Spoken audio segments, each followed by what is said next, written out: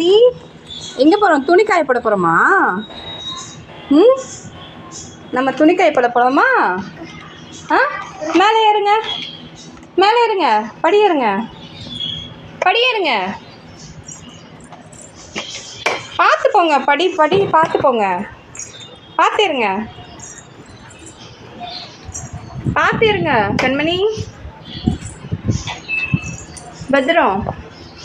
Clip எடுத்துக்கிட்டிங்களா? Good girl. துணி காய போட போகிறாங்க அந்த அம்மா. கிளிப் எடுத்துட்டு ஃபஸ்ட்டு மேலே ஏறுறாங்க.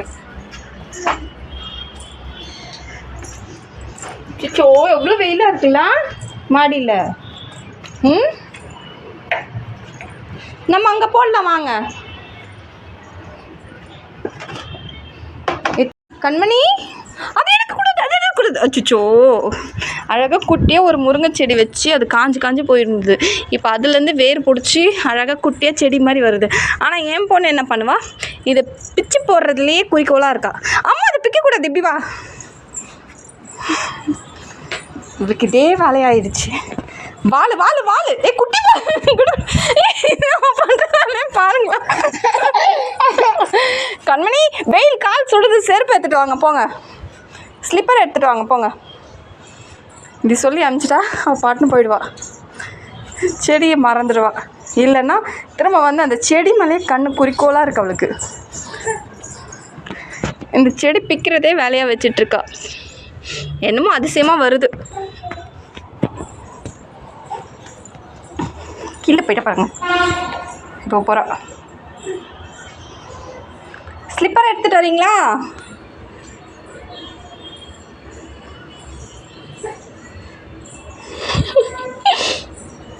கீழே போய் ஸ்லிப்பர் எடுத்துகிட்டு வரப்பா. பாருங்களா, தெரியுதா உங்களுக்கு? எடுத்துகிட்டு வந்துட்டா வரா. ஆனால் ஸ்லிப்பர் வெயில் கால் சுடுதுன்னு இல்லையா, அதனால் போய் ஸ்லிப்பர் எடுத்துகிட்டு வராங்க. எப்பயுமே எடுத்துகிட்டு வந்துடுவாங்க. இன்றைக்கி கிளிப் எடுத்துகிட்டு வரவே மறந்துட்டாங்க, ஸ்லிப்பர் எடுத்துகிட்டு வர. அதாவது மூச்சு வேறு வாங்குது அந்த அம்மாவுக்கு, இந்த குட்டி பொண்ணுக்கு. வந்துட்டா பாருங்கள். இப்போ வந்த உடனே என்ன பண்ணுவான்னு பாருங்களேன்.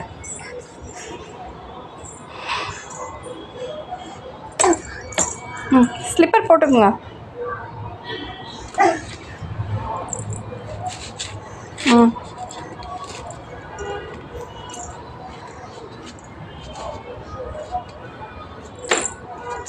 வாங்க நம்ம துணி காய வைக்க போகலாம். நல்லா கரெக்டாக பாருங்கள். இப்போ எங்கே போவோன்னு பாருங்கள். அந்த செடியாண்ட தான் போவோம். கால் வேலை ஸ்லிப் ஆகிடுச்சு. கால் சுட போகுது.